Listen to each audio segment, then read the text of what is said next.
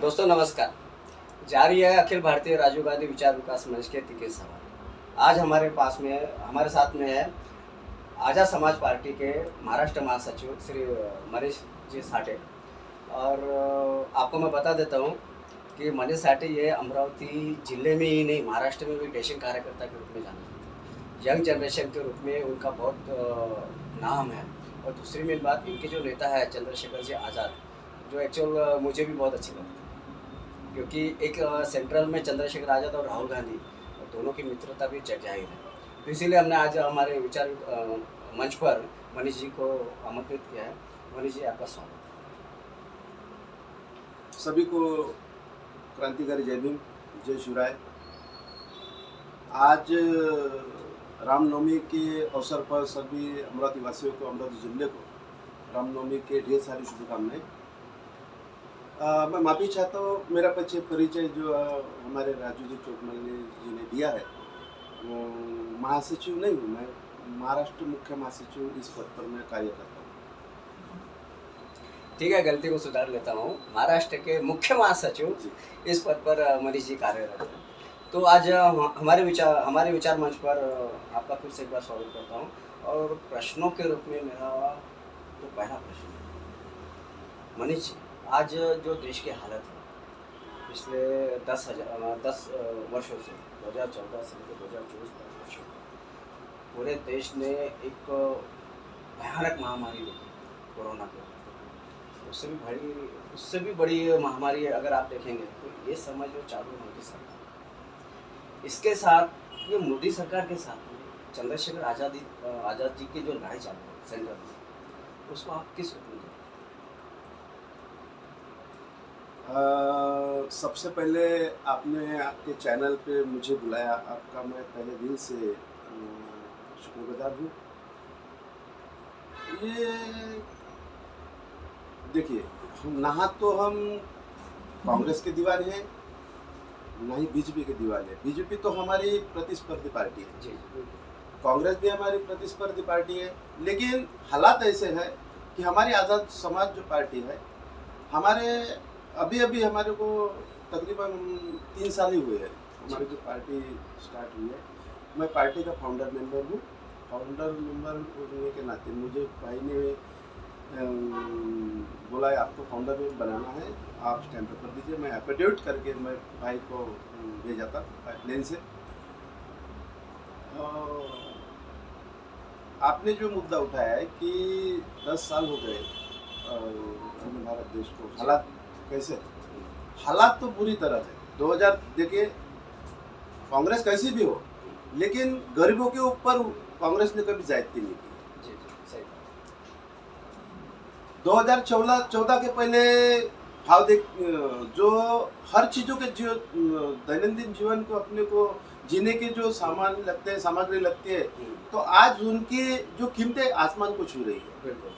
आज खाने का तेल देखिए आप, पहले 2014 के पहले 65 रुपये था, आज 180 रुपये है। गरीब को भी 180 रुपये लगता है, और जो मजदूर ये हाथ में लाना और ये हाथ में खाना, उसको भी 164 रुपये लगते, 165 रुपये लगता है, 180 रुपये। जो सिलेंडर 2014 के पहले 410 रुपये का, 400 रुपये का मिलता था, आज जो 1200 रुपये का मिलता है। ब्लैक में लेने जाओ तो 1300 रुपये खर्चा करना पड़ता है। हर चीज, पेट्रोल से लेके, तो जो रोज जो आदमी को खाने के लिए सोने से ले, आदमी उठने से लेके तो सोने तक के जितने भी चीजें आदमी को लगती है जीने के लिए, वो हर चीज महंगाई होती जा रही है। आज जैसे, आज फॉर एग्जांपल देता हूँ, आज इलेक्ट्रिक बॉन्ड के ऊपर जैसा मोदी सरकार ने एक दवाई कंपनी से 55 करोड़ रुपए लिए थे। उस दवाई की कीमत, मेरे पास उसका व्हाट्सएप पे आया है, उस दवाई की कीमत 2020 में 165 रुपये थी, और आज उसकी कीमत है 325 रुपये। ये किसके जेब से जा रहा? मोदी सरकार के जेब से नहीं जा रहा, नहीं, कांग्रेस के जेब से नहीं जा रहा, जनता की जेब से। ये जनता की जेब से जा रहा है। ये मोदी सरकार जो है, ये आरएसएस की नीति के ऊपर चल रही है। आरएसएस के जो सरसंघ चालक थे गोड़रकर, उसके किताब में लिखा है। मुझे पता नहीं, मैं जो तीखे आपको जवाब दे रहा हूँ, आपके चैनल के ऊपर बताना, आपने बिल्कुल बताना, लोगों को पता चलना चाहिए। लेकिन किताब में पढ़ा है लोगों ने, लेकिन चैनल के ऊपर पता चलना चाहिए। गोड़रकर के अपने किताब में लिखा है कि जब जितना तुम जनता को त्रस्त करोगे, सताओगे, दलित वस्तु के बाजू में आपकी देशी दारू की दुकान लगाओ, तुम्हारे विश्वसनीय 2-3 जो दोस्त है उसको सरकारी संस्थाएं, जंगल जमीन ये उनको चलाने के लिए दे दो, प्राइवेट ठेके पद्धति पे दे दो। वैसे उसके किताब में लिखा है, मैं नहीं बोल रहा हूँ, उसके किताब में जैसा लिखा है वैसी आरएसएस के किताब में लिखा है, वैसे भाजपा सरकार, मोदी सरकार सरकार चल। मनीष जी, दरअसल क्या है, ये जो किताब आप कह रहे हैं वो आरएसएस का एक मुखपत्र है, ऑर्गेनाइजर नाम से, उसमें इसके लेख आते हैं। वो लोग जो लिखे हो और बहुत भयानक प्रकार से लिखे, दलितों को उसमें सबसे ज़्यादा टारगेट किया, उसके बाद में एसटी समाज को, उसके बाद में मुस्लिम समाज। तो मनीष जी का मेरा एक दूसरा प्रश्न, अभी आपने महंगाई के बारे में जो बताया, बढ़ती महंगाई, अब 2014 से पहले की जो महंगाई का दर जो था, आपने बताया 65 रुपये किलो तेल था, अभी 180 किलो हो गया, पेट्रोल 60 रुपये था, 110 हो गया है, सिलेंडर 400 था, 1200 हो गया, ब्लैक में 1300-1400 था, आपने बताया। लेकिन मुझे ये बात समझ में नहीं आती है कि एकदम ये 10 साल के बीच में ही ये महंगाई की दर एकदम कैसे बढ़ गई? ये मोदी सरकार ने ऐसा कमाल क्या कर दिया कि महंगाई बढ़ती जा रही है? क्या बात है? उनको उससे कोई लेना देना नहीं है, उनको जनता को निचोड़ना है। अब देखो, 2014 के पहले पेट्रोल का दाम था 65 रुपए, 70 रुपए, 67 रुपए। आज वही दाम 112 रुपए, 120 तक के चले गया था बाद में। और उन्होंने अपनी पार्टी चलना चाहिए, लोगों को समझना चाहिए ये पार्टी ये दाम घटा रही है करके। ऊपर बैरल के कच्चे तेलों के दाम घटे हैं, जो 2014 के पहले थे उससे भी नीचे आ गए दाम। फिर भी लोगों को गुमराह करती है और जनता को जितना निचोड़ना चाहते हैं। उनको मालूम है कि देखो, कांग्रेस, जैसा कांशीराम जी ने कहा था कि कांग्रेस एक सापनाथ है और बीजेपी एक नागनाथ, ये दोनों एक ही थाली के चट्टे बट्टे हैं।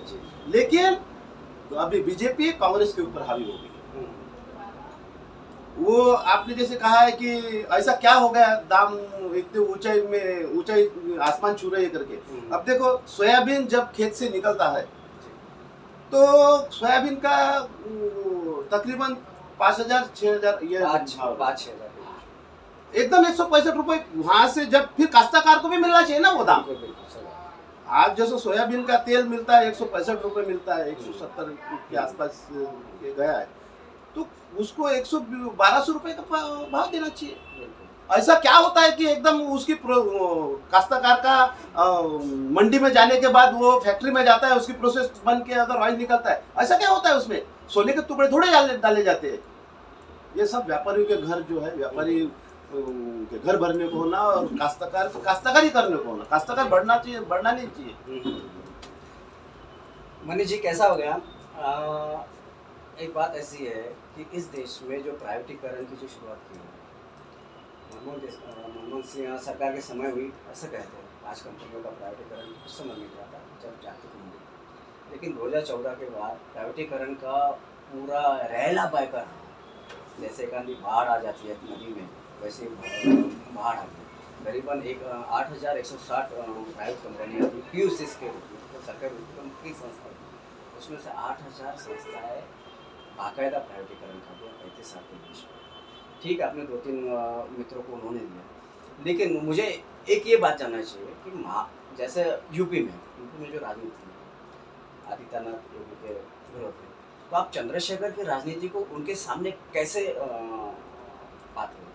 मतलब चंद्रशेखर आजाद आदित्यनाथ योगी का कैसे मुकाबला कर सकते हैं इस समय की इस घड़ी में, जहाँ डिक्टेटरशिप चालू है, जहाँ तानाशाही है, जहाँ हिटलरशाही है, जहाँ मोदी और बीजेपी के विरोध में शब्द निकालने के बाद भी बड़े बड़े नेताओं को अंदर डाला जाता है।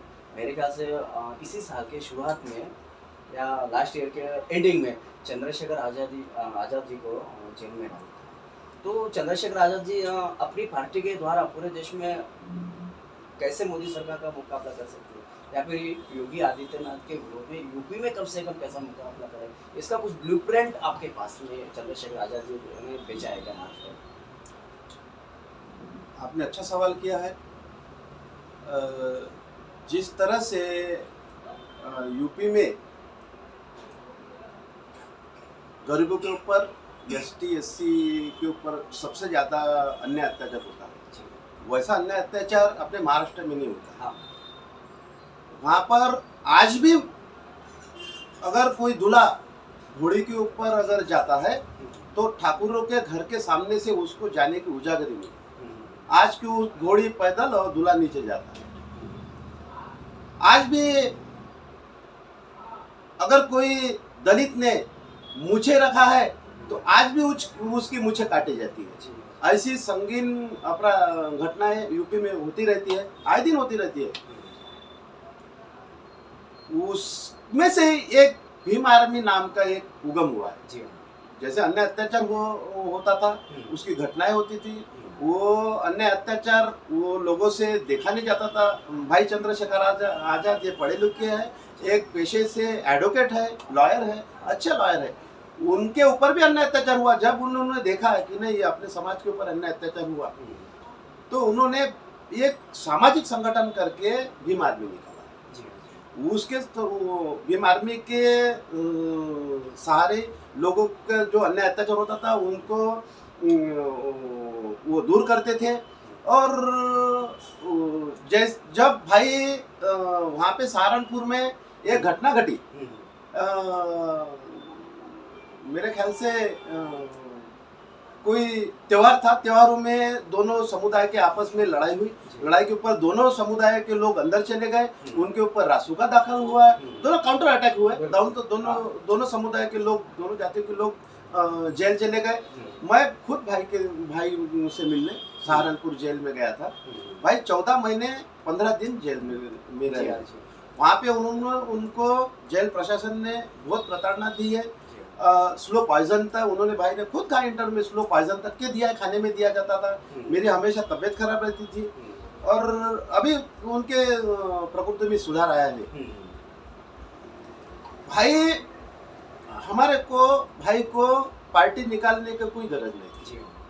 भाई जैसे जेल से निकले, मैं आपके न्यूज चैनल के माध्यम से बताना चाहता हूँ ताकि लोगों को पता चलना चाहिए कि भाई चंद्रशेखर आजाद समाज पार्टी निकालने की क्या गरज थी। आज वहाँ पे ऑटो का डिवाइडेशन हम भी नहीं चाहते, ऑटो का डिवाइडेशन हो करके। जैसे भाई जेल से निकले तो सबसे पहले कुछ हफ्ते जाने दिए, उसके बाद पार्टी ऑफिस में 8 से 10 फोन किए। 8 से 10 फोन होने के बाद वहाँ से कोई जवाब नहीं आया। खुद बहन जी को पत्र लिखा, बुआ करके, बुआ कहते भाई उनको, बुआ मैं सामाजिक संगठन में रहते हुए मैं समाज की सेवा नहीं कर सकता। अगर मुख्य धारा में आना है, बाबा साहब ने जैसे कहा था, अगर तुम्हारे समाज की सेवा करना है तो आपको राजकीय में आके आपकी सेवा, सत्ता में रहने के बाद ही आपकी सेवा, समाज की सेवा आप कर सकते हो।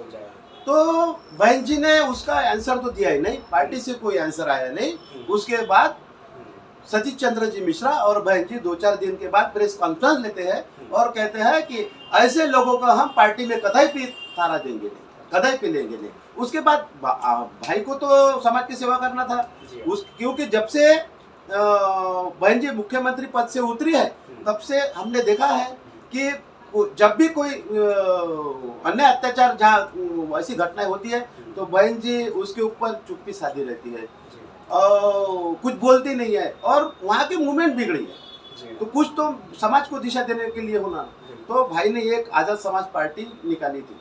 मैं खुद वहाँ पे दिल्ली में था। आज जहाँ जहाँ भाई का रैली रहती है, सभा रहती है, तो लाखों के ऊपर लोग वहाँ पे ये रहते हैं, जाते हैं। तो पैसे देके बुलाए हुए पब्लिक नहीं रहती हो। जैसे बाकी पक्ष वाले का तो मैं नाम नहीं लेना चाहता, बाकी पक्ष वाले पैसे देके गाड़ियाँ बेच के अपनी पब्लिक गर्दी जमाने के लिए गर्दी जमाते हैं अपने सभाओं में। आपने खुद देखा है, आज नहीं राजस्थान में एक खासदार का जो सांसद के लिए खड़ा रहा है, 20 लोग नहीं है, आपने देखा हाँ, देखा व्हाट्सएप पे, हमारे ट्विटर पे देखा, वो कुर्सियाँ उन्हें कसम देना पड़ा, भगवान शंकर महादेव की कसम देना पड़ा, आप मत जाओ, आप बैठे रहो, फिर भी लोगों पीछे लगे। और आपने कहा कि योगी के सामने भाई का अस्तित्व कैसे टिकेगा। देखिए, योगी रहो कि भाजपा रहो, इनका अस्तित्व कुछ नहीं है, इनका अस्तित्व ईवीएम है। जी जिस दिन भारत से ईवीएम हट जाएंगी, ये इनको भागने के लिए जमीन कम गिरेगी। भाजपा लोगों को भागने के लिए जमीन कम गिरेंगे। और अच्छा हुआ अपनी एक न्यायपालिका अभी जाग गई है, उन्होंने कहा है जिंदा है। अभी कल उनके ऊपर निर्णय देना था, लेकिन कुछ कारणवश वो निर्णय 19 तारीख को गया है, नहीं 18 तारीख को 18 तारीख को डॉक्टर गया है। कल सुनवाई, अभी क्या मालूम क्या होता है, लेकिन माननीय सुप्रीम कोर्ट ने देना चाहिए कि वीवीटी पैड जो लगा है उसकी पर्ची, जो वोटर्स है वो वोटर्स वोट डालने के बाद उसके पास में वो पर्ची आएंगी, वो पर्ची एक डब्बे में डाली जाएंगी, और जो जिस दिन मतगणना होगी, मतगणना के तौर पे कांग्रेस के इतने हैं, बीएसपी के इतने हैं, आजाद समाज पार्टी के इतने हैं, तो तब 100% उसको अभी इनडायरेक्टली आप बैलेट पेपर ही कहा जाएगा। भरोसा रखने वाली बात है कि सुप्रीम कोर्ट ने इस पर कल जो सुनवाई हुई है संज्ञान लिया है। एक्चुअल 18 तारीख देने का कारण ऐसा था कि उन्होंने कुछ मशीनों के सैंपल्स और बुलाए, जस्टिस खन्ना साहब के टेबल पर है, तो कुछ मशीनों के सैंपल्स बुलाए हुए हैं, उसके 2 घंटे और सुनवाई चलेंगे, उसके बाद में डिसीजन होगा। तो मुझे एक दूसरे दिशा में आपको ले जाना है। चंद्रशेखर आज़ाद और राहुल गांधी, इनमें आप क्या सामंजस्य देखते हैं? अच्छा सवाल किया आपने भाई, दोनों यंग जनरेशन वाले हैं, दोनों एक ही हम उम्र है, दोनों दोस्त है। आपको बता दूं, जब चंद्रशेखर आज़ाद सहारनपुर जेल में बंद थे, तो राहुल गांधी पदयात्रा में थे। पदयात्रा में होने के बाद प्रियंका गांधी को फोन किया राहुल गांधी जी ने कि आप पहले आज़ाद से बात करो, उससे मिलने जाओ। प्रियंका गांधी जेल में जाकर आज़ाद जी से मिलकर आई। वो मिलने से पहले चंद्रशेखर आज़ाद जी मायावती के फेवर में दिखते थे राजनीति और समाज नीति लेवल पर, लेकिन जैसे उनसे मुलाकात हुई, बात हुई, और राहुल गांधी से भी ज़्यादा फेवर में अभी प्रियंका गांधी और चंद्रशेखर आज़ाद है। तो मैं प्रियंका गांधी को साइड में रखता हूँ, क्योंकि उसके बाद से ही चंद्रशेखर आज़ाद और राहुल गांधी के बीच में वो का सामंजस्य, जो जिसे कहते हैं, जो सेतु कहते हैं, जिसे पुल कहते हैं, वो समाज और राजकारण के विषय में बनते गया। तो आपका दृष्टिकोण क्या है? आप कैसे देखते हैं राहुल गांधी और चंद्रशेखर आज़ाद की इस दोस्ती को, या फिर इस राजनीतिक दोस्ती को? दोनों ही चीज़ें हो सकती है। चंद्रशेखर आज़ाद की सोच और राहुल गांधी की सोच, क्या आपको नहीं लगता है कि समाज के लिए मिलती जुलती नजर आती है, एक है, और उन दोनों के दृष्टिकोण से ही भारत देश आगे बढ़ सकता है? क्या आपको ऐसा नहीं लगता? आपने अच्छा सवाल किया ये, और मैं चाहता हूँ, मन सोच रहा था कि ये सवाल आपने पूछना चाहिए। देखिए, जैसी इंडिया आघाड़ी बनी, जी, इंडिया आघाड़ी में आजाद समाज पार्टी को 1 सीट दी गई, जी, जबकि अपने महाराष्ट्र में राज ठाकरे जो है मनसे के, महाराष्ट्र नवनिर्माण सेना के अध्यक्ष है, वो उनको 2 सीट दी जाती है। नहीं, उनको मना किया एक्चुअली, अभी बिन शर्त। देखा, मेरा पूरा हुआ नहीं, बोले, उनको 2 सीट दी जाती है। भाई चंद्रशेखर आजाद तो इंडिया आघाड़ी में पहले तो ले लेते हैं। बड़े बड़े न्यूज चैनल पे एक लाइन चलती है, चंद्रशेखर आजाद के आजाद समाज पार्टी को एक जगह दी गई है नगीना से। हमारे को बहुत बड़ी खुशी होती है कि अपने आघाड़ी में अपन आ गए करके, और भाई को जब 1 सीट दी जाती है तो भाई भी मना नहीं करते। क्यों नहीं मना करते? कि वोटों का डिवाइडेशन नहीं होना चाहिए, वापस से मनुवादी सरकार सत्ता पे नहीं जाना चाहिए। ये हुकुमशाही सरकार जो आज जो परिस्थिति है, जो आज अपन लोकशाही के अपन बोलते हैं, लोकशाही नहीं, इसके जो ये इसको जो घोड़दौड़ है, ये पूरी हुकुमशाही के तौर चल रही है। तो भाई ने सोचा कि वोटों का डिवाइडेशन नहीं, अपने को लड़ाई लड़ने के लिए आगे है। अगर सत्ता में भाजपा चली जाए तो हो सकता है कि सीएम सिटिंग केजरीवाल जैसे 2 सीएम जेल में डाल दिए जाते हैं बिन कारण, एफआईआर भी नहीं बताते। वो सिटिंग सीएम को अगर हुकुमशाही के तौर पे अगर जेल में डाल दिए जाते हैं तो अपने जैसे का कुछ नहीं है।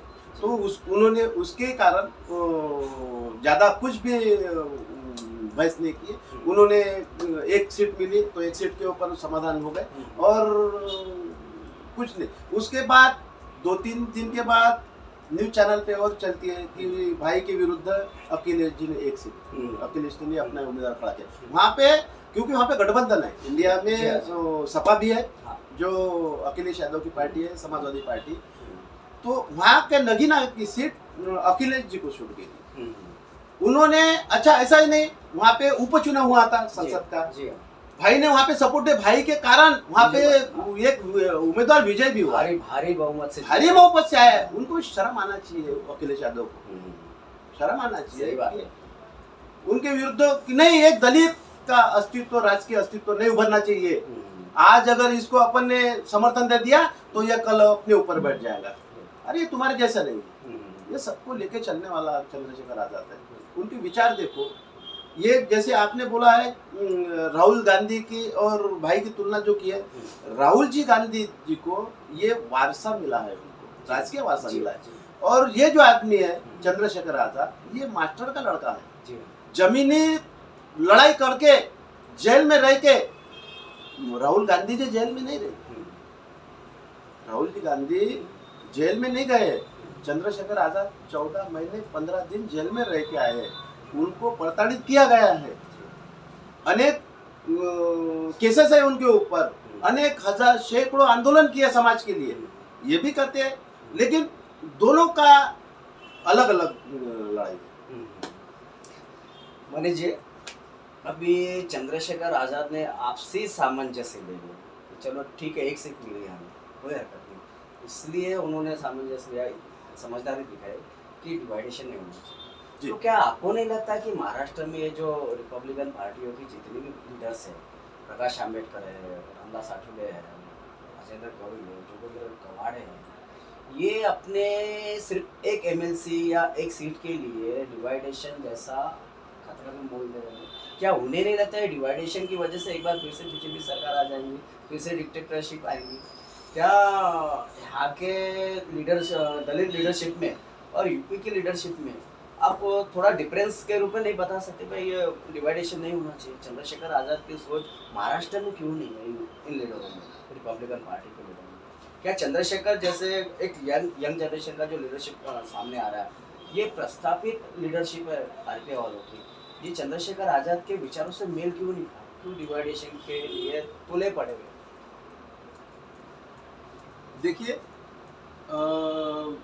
माननीय रामदास जी आठवले, माननीय जोगेंद्र जी कवाड़े, माननीय हमारे युवराज, हम उनको युवराज कहलाते हैं, मैं कहलाता हूँ, मैं किसी के मुंह से तो अभी तक नहीं सुना, क्योंकि बाबा साहेब का खून है, आनंददास जी आम्बेडकर और बाला साहेब आम्बेडकर, ये हमारे युवराज, मैं तो मानता हूँ, बाकी कोई माने या नहीं माने, लेकिन उनकी विचारधारा और हमारी विचारधारा में जमीन आसमान का फर्क है।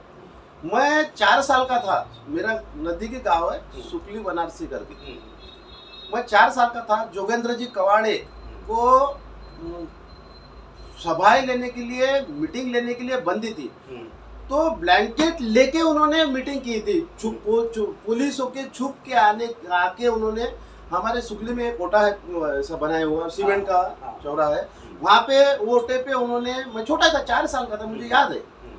आपको लगा होगा कि ये मनीष साठे कुछ फेंक रहा है, तो थोड़ी सी जानकारी लीजिए, आप सुकड़ी में जाओ और आपको पता चल जाएगा। सुकड़ी में मेरे दोस्त रुपेश पंडित वहाँ रहते हैं, हाँ, पाटिल करके मेरे फ्रेंड थे, मैं सुबह में आना जाना मेरा था और मुझे पता है कि वो जो चबूतरा जो है वो हाँ। गांव के बीच में है, एक नीम का पेड़ भी है और बड़ा ग्राउंड है, बहुत- वहाँ बहुत- अच्छे वो अच्छे कार्यक्रम नीम होते हैं। के तो पेड़ फेंकने का वो विषय ही नहीं है। आप नीम थोड़ा- नीम के पेड़ के पास एक विहार अभी बन गया, हाँ, उसके बाद बन गया। हाँ। वो विहार पे जोगेंद्र जी कवाड़ ने ब्लैंकेट में जो पुलिसों के चोरी छुप के आके सभा ली थी।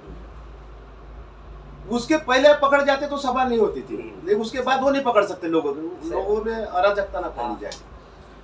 तो मैं ये लोगों को, जब से मैं राजनीति में ज्यादा मेरे को समझ नहीं आ गया, ये मुरब्बी लोग हैं, ये जो चारों लोग हैं ये मुरब्बी लोग हैं। हम इनको अलग एंगल से देखे जाते नहीं, ये समाज के सुधारक है, समाज के सेवक है। लेकिन जब से मैंने होश संभाला, राजनीति में कदम रखा, तब से देखा गया कि ये लोग खुद के लिए काम करते हैं, समाज के लिए काम नहीं करते। आज बाबा साहेब आम्बेडकर को जैसे अपन टीवी में देखते हैं, न्यूज चैनल के माध्यम से देखते हैं, पेपर के माध्यम से देखते हैं, तो उनके साथ बातचीत हुई थी। 5 उनको बाबा साहेब आम्बेडकर को महाविकास उनके जो वंचित बहुजन आघाड़ी है उनको 5 सीट देने का किए थे। और ये जब हमारे माननीय माजी राज्य मंत्री सुनील भाऊ देशमुख उनके साथ हम मेरी मीटिंग हुई तो उन्होंने भी कहा था, उनके साथ हमारी मीटिंग हो गई बोले, और नानाजी पटोले ने भी कहा था बोले उनको अपन 5 सीटें देंगे।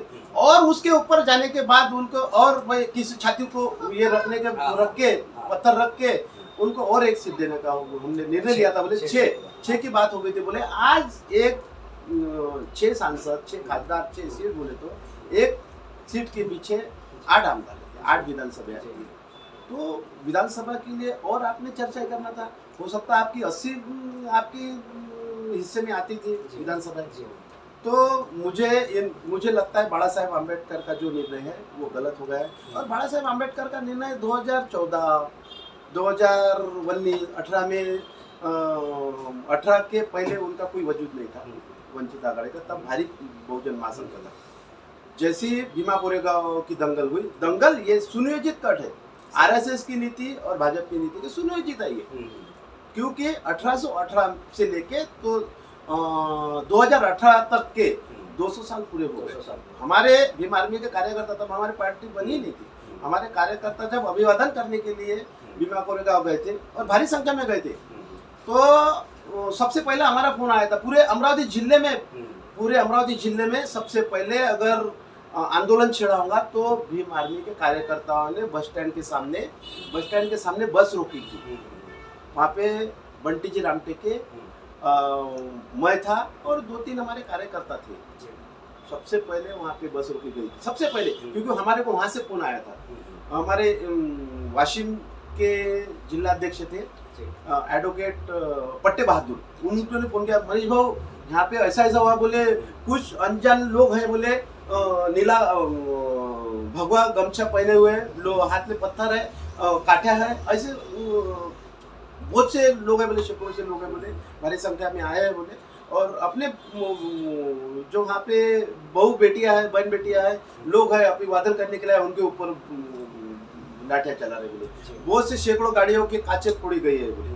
तो फिर हमने यहाँ पे आंदोलन के तौर पे हमने बस रोकी गई, वहाँ से पुलिस आए और हमारे को सिटी कोतवाली में आंदोलन के केसेस लगाए गए, डिटेन करके किया है। दूसरी बात,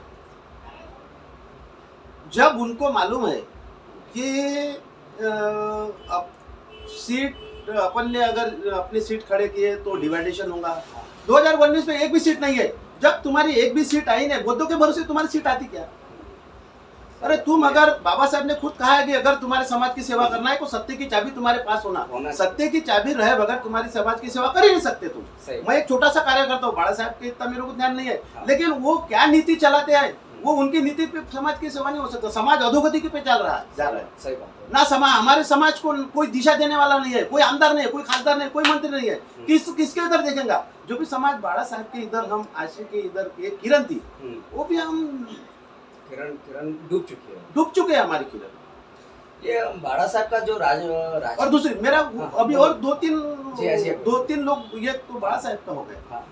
दूसरी बात, एक चले गए भाजपा के इधर, ये इनडायरेक्ट भाजपा को सपोर्ट करना है ना बाबा साहब। इनडायरेक्ट भाजपा को सपोर्ट कर रहे हैं। अरे तुम बाहर रह के करो कि अंदर रह के, आज उनके साथ रहते तो तुम्हारे कम से कम 3 तो खासदार रहते थे, क्योंकि महाविकास आघाड़ी तुम्हारे साथ थी। ये पहला टाइम है मैं जब से मैं देख रहा कि भूतों भविष्य ऐसा पूरा समाज एक प्लेटफॉर्म पे कभी नहीं आएगा। नहीं है। पूरे भारत में जो आज है ना, ये प्लेटफॉर्म कभी नहीं आएगा, क्योंकि भारत में सबसे ज्यादा जातिवाद है, सबसे ज्यादा जातिवाद है, वो जातिवाद है अपने यहाँ, और ये कीड़ लगी है जातिवाद की, ये कभी जाएंगी नहीं। पता नहीं हम जिंदे रहेंगे या नहीं रहेंगे, मेरे बच्चों भी रहेंगे कि नहीं रहेंगे, ये इतने जल्दी जाने वाले नहीं। फिर भी ये सब समाज भाजपा सत्ता को बेदखल करने के लिए, सत्ता से नीचे उतारने के लिए एक मंच पर आया है।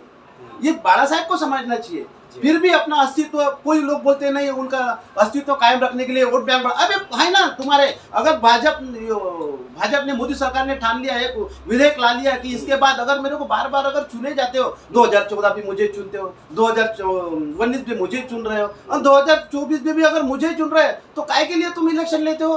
तुम रद्द कर दो ना इलेक्शन, अगर उसने ठहराव ले लिया तो क्या कर सकते हो? तुम्हारा उसका क्या कर सकते हो तुम ठहराव लेने के बाद? अगर एक मुख्यमंत्री को अंदर डालते तो क्या किया हल्का भारी भाजपा का, मोदी का तुमने? बाला साहेब ने समाज के ऊपर देखना था, कौन से दिशा पे जा रहा अपना समाज, उसको कोई दिशा देने वाला नहीं है। वो ये हो गया बाला साहेब का। आठवले साहब तो बस नंदी बैल, डायरेक्ट बोलता हूँ, छोटा हूँ मैं उनसे, बहुत छोटा हूँ। उन्होंने बहुत संघर्ष किया, वो संघर्ष को हम प्रणाम करते हैं, आदर सम्मान है उनका। लेकिन जो आज अभी जो हम 2014 के 2019 का देख रहे ना था उनका कार्यकाल, अरे कोई भी भाजपा आ जाए बोले मुझे एक सीट मिलेंगे, मुझे मंत्री पद मिलेगा, अरे तुम्हारी लाचारी, भिखारी से भी बदतर तुम्हारी लाचारी हो गई। उसके बाद कवाड़े साहब एक सीट मिलने के लिए, अपनी रोटी सेकने के लिए, राजकीय अस्तित्व रखने के लिए समाज गए चूल्हे में। समाज को तो देखो कहाँ जा रहा, कोई दिशा देने वाला नहीं है ना। जो समाज ने तुम्हारे को यहाँ बैठा है तो तुमने क्या रोटे नहीं पेला है, समाज नहीं बिठाया, समाज ने इसके ऊपर ले लिया है, सर के ऊपर बिठाया है। वो समाज तुम्हारे को किस दिन जमीन पे पटक देगा ना, तो 500 फुट तुम नीचे चले जाओगे, कोई पहचानेगा भी नहीं, कुत्ते जैसी हालत हो जाएंगी तुम्हारी। आनंदराज जी आम्बेडकर, मैं आनंदराज जी आम्बेडकर को एक पहले कहा मैंने आपको कि हमारे ये दोनों युवराज है, ये युवराज, ये हमारे ये उम्मीदवार नहीं है, लेकिन युवराज के जगह पे है। अगर युवराज गलत दिशा पे जा रहा तो उसका साथ नहीं दिया जाता। उन्होंने आज बॉम्बे जो कहते हैं, मुंबई और अमरावती का डिस्टेंस 750 किलोमीटर आता है। क्या गरज थी? एससी वार्ड तो बहुत थे ना, अगर तुमको चुनाव लड़ना था तो क्या यही थी क्या, नवनीत राणा थी? तुम्हारे को अगर चुनाव लड़ना था तो माननीय सुब्रता सुळे उसके विरुद्ध लड़ना था। बिल्कुल सही बात। तुम्हारे को चुनाव लड़ना था तो केंद्रीय औजार मंत्री नितिन जी गडकरी उसके विरुद्ध लड़ना था। बहुत से नेते हैं, कांग्रेस के हैं, भाजपा के हैं, बहुत से दिग्गज नेते हैं। अरे तुमको लड़ना ही आता तो मुख्यमंत्री प्रधानमंत्री नरेंद्र मोदी के विरुद्ध लड़ना था ना। अरे यहाँ पे रखते थे हम, अरे नहीं हमारा युवराज है, ये शेर है। लेकिन क्या हो गया, पूरी अमरावती जिले की जनता ने पूरा देख चुके। तुम फॉर्म भरने जाते हो, फॉर्म भरने के बाद शाम को सोशल मीडिया पे डालते हो कि नहीं मेरे को वंचित ने मेरे को समर्थन नहीं दिया, वंचित ने ऐसा कहा है कि आनंदराज के आम्बेडकर के फॉर्म भरने के ट्रेनिंग में किसी वंचित ने कार्यकर्ता ने जाना नहीं। सोशल मीडिया में उन्होंने डाला है पत्र, वो भी पत्र दिखा है। उसके बाद तुम प्रेस कॉन्फ्रेंस लेते हो कि नहीं वहाँ पे आत्मदहन की धमकियाँ, आत्मदहन की मुझे बोले गए, रो रहे हैं, इसकी वजह से मैं चुनाव में ये कर रहा हूँ। अरे सब नाटक है ना। समझता अनाड़ी नहीं है, 50 60 70 साल का समाज नहीं है ये बचा हुआ अम्बेडकर समाज, सब समझ रहा है, खुली आंखों से देख रहे हैं तुम्हारा नाटक क्या चल रहा है क्या नहीं, सब देख रहा है। क्या गरज थी? अरे तुम आज भी गए नहीं है। आज भी 26 तारीख को अमरावती जिले का इलेक्शन है। आज भी बड़ा दिल करके बाला साहेब आम्बेडकर ने और आनंदराज आम्बेडकर ने बोलना चाहिए, क्योंकि आनंदराज आम्बेडकर और बाला साहेब आम्बेडकर हम उनको जैसे युवराज मानते तो हमारे पिता के दर्जा है उनके। और बलवंतराव जी वानखड़े एक पुत्र के समान है। आज भी उन्होंने पुत्र समझ के बोलना चाहिए, बलवंतराव जा तू तेरे को आशीर्वाद दे दो। आज भी अम्बेडकरी समाज, पूरा समाज आपको सर्व के लिए लेगा। और कौन सा बाप है वो? ये ये कौन से बाप है कि अपने बच्चों के थाली से निवाला छिल रहा है और खुद का पेट भर रहा है, उसको भूखा रख रहा है? मनीष जी बात ऐसी है कि अनुराज आम्बेडकर एक ब्रांड, वो आम्बेडकर किसी के सामने जाकर आह्वान नहीं रख सकते, लोग उनको हराने के लिए उनके सामने खड़े हो सकते हैं। आम्बेडकर किसी के सामने नहीं जाना चाहिए। ये सबसे बड़ी गलती आम्बेडकर परिवार ने अमरावती की सीट पर। नाक हमारा जाएगा, हाँ, नाक अगर वो उनका डिपॉजिट भी जब्त हुआ ना, और अमरावती की जनता ने, अम्बेडकर जनता ने तय कर लिया। मैं खुद गया गांव में जो बीएसपी के कैडर वोट है कि बीएसपी के अलावा आंख बंद कर किया तो उनको वही दिखता हत्ती। जी। अरे वो लोग बोल रहे हैं कि हमारे को अनुराज अम्बेडकर को मत देना ही नहीं है।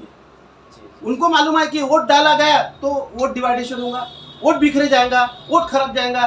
अपने गरीब आदमी जो जमीनी तौर से लड़के ऊपर आया है, यहाँ तक आया है, उसको मत दे और संसद में दे। वो डिसाइड कर लिया अम्बेडकर जनता ने। ये भूल में रहना नहीं चाहिए आनंद राज जी ने, हमारे युवराज ने, ये भूल में रहना नहीं चाहिए कि नहीं हमारे को वोट दे देंगे करके। यार कितना समाज है वो तुम्हारा? 2,87,000 है, 100% वोट गिनते हैं। तुम्हारे समाज के ऊपर तुम चुन के नहीं आ सकते, तुम भूल जाओ। तुम या तो किसी को हरा सकते हो या तो किसी को चुन के ला सकते हो, ये तुम्हारी भूमिका रहेंगी। तुम्हारे को सब समाज का जब तक के वोट मिलेगा नहीं, कोई पार्टी की तुम अलायंस करेंगे नहीं, तब तक के तुम्हारा कोई अस्तित्व नहीं रहेगा। छोटा सा कार्य करता हूँ मैं, फिर भी मुझे समझता, इनको नहीं समझता।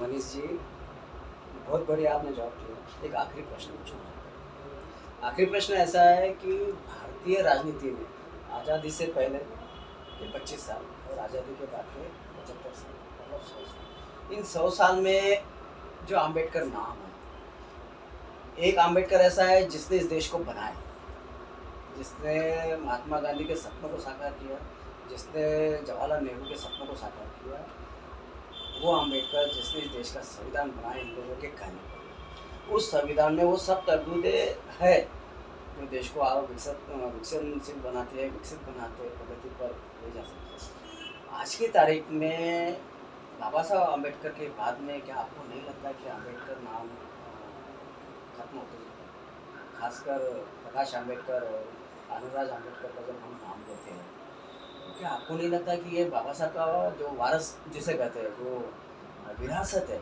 वो आगे बढ़ा पाने में नाकाम सिद्ध हो रहा है? आपको क्या लगता है? ये देखिए, ये अच्छा सवाल किया आपने, और बड़ा दुख होता है हमें इस तरह से अगर हमारे युवराज निर्णय लेते हैं, राजकीय निर्णय लेते हैं, राजकीय भूमिका के निर्णय लेते हैं, ये स्वार्थी निर्णय है। बाबा साहेब ने समाज के लिए अपने 4 बच्चे कुर्बान कर दिए। अरे कम से कम उनकी तो याद रखो। याद तो आता होगा ना। अरे हम विचारों के वारसदार हैं और तुम तो खून के वारसदार हो ना। उनके विचार जिंदा रखो। मेरे अनाड़ी बोल है, मैं इतना कुछ पढ़ा लिखा भी नहीं हूँ और बहुत मुझे राजकीय अभ्यास भी नहीं है, थोड़ा सा अभ्यास है मुझे, फिर भी मुझे समझता। आज बाबा साहेब आम्बेडकर की जयंती आज पूरे भारत में ही नहीं तो 156 देशों में मनाई जाती है और बड़े धड़ाके से मनाई जाती है। जिस यूनिवर्सिटी से, कोलंबिया से बाबा साहेब आम्बेडकर ने अपनी पढ़ाई की है, वो कोलंबिया यूनिवर्सिटी के प्रशासन ने 300 साल से सर्वे किया था कि सबसे होशियार स्टूडेंट कौन है। उस सर्वे में पता चला कि उस सर्वे में नाम आया परम पूज्य संविधान, भारत के संविधान निर्माता डॉक्टर बाबा साहब अम्बेडकर। कोलंबिया यूनिवर्सिटी में उनकी मूर्ति लगी। ये उनके विचार है। अमेरिका के संसद में बाबा साहब अम्बेडकर की मूर्ति लगी है। लंदन इकोनॉमिक्स स्कूल में उनकी मूर्ति लगी है। लंदन इकोनॉमिक्स में ही बाबा साहब की जितनी भी किताबें लिखी, जब वो वहाँ पर पढ़ते थे, वो किताबों को इन्होंने एक स्पेशल सिक्योरिटी में रखा है कि वो इंग्लैंड के जितने भी राजनीतिज्ञ जो आएंगे वो उसको पढ़े और उसके बाद में राजनीति में आए। ऐसा इंग्लैंड की सरकार ने जाहिर किया, अभी जस्ट 2 साल पहले की बात है। तो मनीष जी, एक आखिरी सवाल और लेता हूँ जाते जाते, क्योंकि मैंने पिछली बार कहा कि लास्ट सवाल था, लेकिन मेरे दिमाग में आया। एक्चुअल क्या हो गया, अंजनगा सुरजी जो तहसील है, वहाँ पर एक गाँव है पांडरी।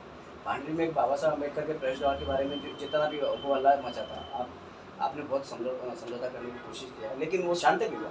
लेकिन अभी हाल फिलहाल में ही अंदराजा अम्बेडकर उस गाँव में गए, उस गाँव में उन्होंने एक भाषण दिया और वहाँ के कार्यकर्ताओं ने भाषण दिया कि यहाँ पर जो उपद्रव हुआ था, उस उपद्रव में बलवंत वानखेड़े वहाँ के विधायक होते हुए भी वहाँ पर थोड़ी भी उन्होंने मदद नहीं की। ऐसे व्यक्ति को अम्बेडकरवादी ही कहना बेईमानी है।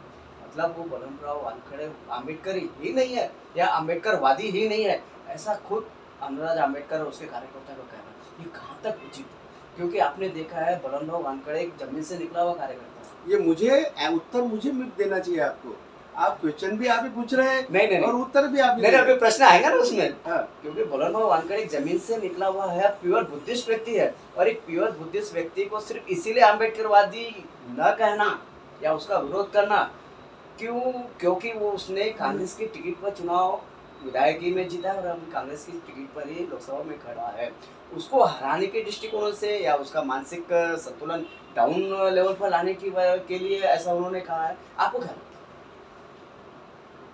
देखिए, जैसा पांडरी गांव में बाबा साहेब अम्बेडकर का प्रवेश द्वार में जो जातीय तेड़ निर्माण हुआ, तेड़ निर्माण नहीं हुआ, ये नहीं, ये निर्माण किया गया।